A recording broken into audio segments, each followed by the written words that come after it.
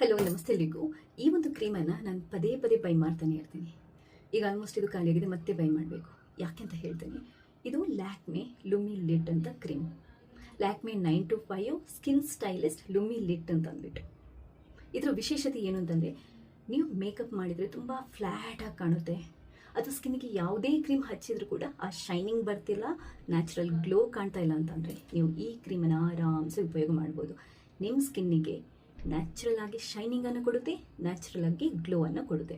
ಇದು skin care cream ಅಲ್ಲ, ಇದು ಮೇಕಪ್ ಬೇಸ್ಡ್ ಕ್ರೀಮ್. ಅಂದರೆ ನೀವು ಪಾರ್ಟಿಗೆ ಹೋಗುವಾಗ, ಹೊರಗಡೆ ಹೋಗುವಾಗ, ಅಥವಾ ಕಾಲೇಜ್ಗೆ ಹೋಗುವಾಗ, ಆಫೀಸ್ಗೆ ಹೋಗುವಾಗ ಯಾವುದಾದ್ರೂ ಸಿ ಕ್ರೀಮ್ ಹಚ್ಕೊತೀರಾ, ಡೇ ಕ್ರೀಮ್ ಹಚ್ಕೊತೀರಾ, ಆದರೂ ಸ್ಕಿನ್ ಫ್ಲ್ಯಾಟಾಗಿ ಕಾಣುತ್ತೆ ಅಂತಂದರೆ ನೀವು ಅದರ ಮೇಲೆ ಲೈಟಾಗಿ ಈ ಕ್ರೀಮನ್ನು ಹಚ್ಕೋಬೋದು.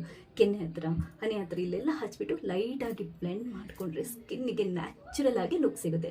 ನಾನು ಡೈಲಿ ವ್ಲಾಗ್ ಮಾಡುವಾಗ, ಹೊರಗಡೆ ಹೋಗುವಾಗ ಇದನ್ನೇ ಬಳಸುವಂಥದ್ದು. ತುಂಬ ಅಂತಂದರೆ ತುಂಬ ಫೇವ್ರೇಟ್. ನೀವು ಸಿ ಕ್ರೀಮ್ ಅಥವಾ ನೀವು ಮಾಯ್ಶ್ಚರೈಸರ್ ಇರ್ಬೋದು, ಡೇ ಕ್ರೀಮ್ ಇರ್ಬೋದು, ಅಥವಾ ಯಾವುದಾದ್ರೂ ಫೌಂಡೇಶನ್ ಇರ್ಬೋದು, ಸಿ ಕ್ರೀಮ್ ಇರ್ಬೋದು, ಇದು ಹಚ್ಚಿದ ನಂತರ ಲೈಟಾಗಿ ಈ ಕ್ರೀಮನ್ನು ತಗೊಂಡು ಇಲ್ಲೆಲ್ಲ ನೀವು ಕ್ಲೀನಾಗಿ ಬ್ಲೆಂಡ್ ಮಾಡಿದಾಗ ನಿಮ್ಮ ಸ್ಕಿನ್ಗೆ ನ್ಯಾಚುರಲ್ ಆಗಿ ಶೈನಿಂಗನ್ನು ಕೊಡುತ್ತೆ, ಗ್ಲೋನೆಸ್ಸನ್ನು ಕೊಡುತ್ತೆ. ನಿಮಗೆ ಇಲ್ಲಿ ಕಾಣ್ಬೋದು, ಇದು ಹಚ್ಚಿದ್ದೇನೆ ನಾನು ರೆಗ್ಯುಲರ್ ಆಗಿ ವ್ಲಾಗ್ಸನ್ನು ಮಾಡುವಾಗ ಇದನ್ನೇ ಹಾಕೋದು.